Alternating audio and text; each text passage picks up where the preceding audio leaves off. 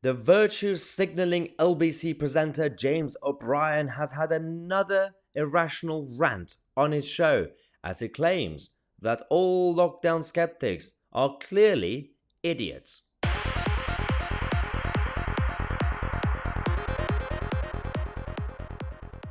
Absolute idiocy. Absolute idiocy. While I really hate to keep talking about people like James O'Brien on this channel, when they say damaging stuff, when they say completely irrational, nonsensical things about the people in this country, I have to challenge it. We have to talk about him. We have to talk about the nonsense coming out of the political left in this country.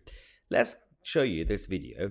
It's a few seconds on his show where he decided to have a rant about lockdown skeptics.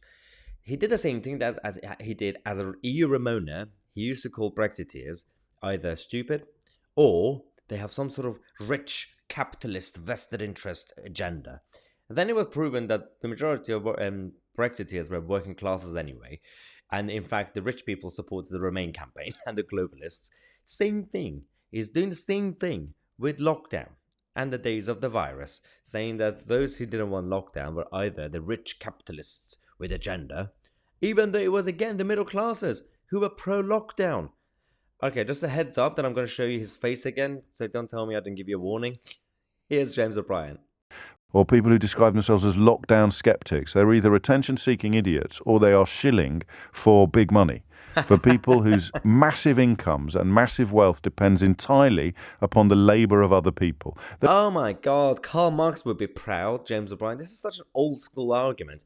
Again, those who had money, those who had their own interests, they were fine with or without lockdown. Most of them could still make money at home. Most of them still managed to keep their assets protected. They kept pushing for more lockdowns, you idiot. Anyway.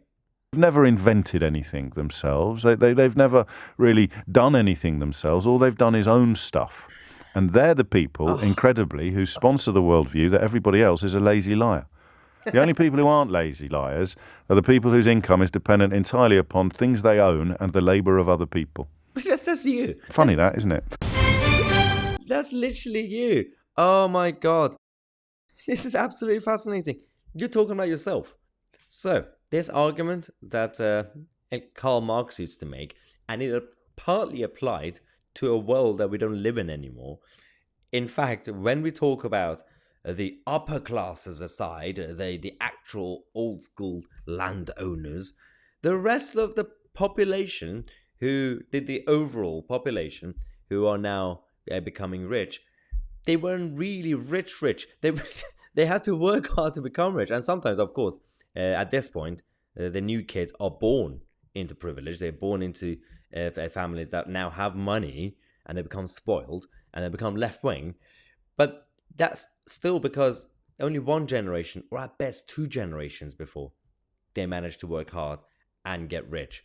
So the families of Jacob Rees-Mogg, those guys, are a minority now in this country.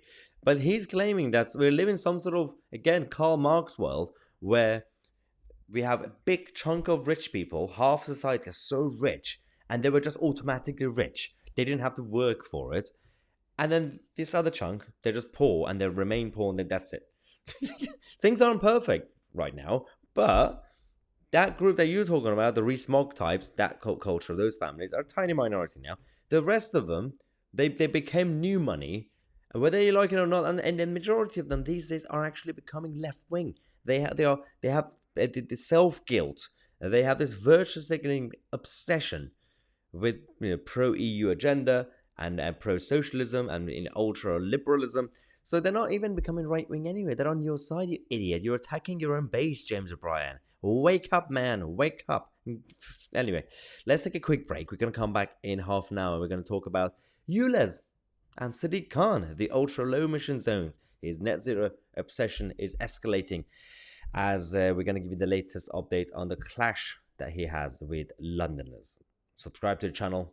I'm Mahyar, Tousi, and we are the media.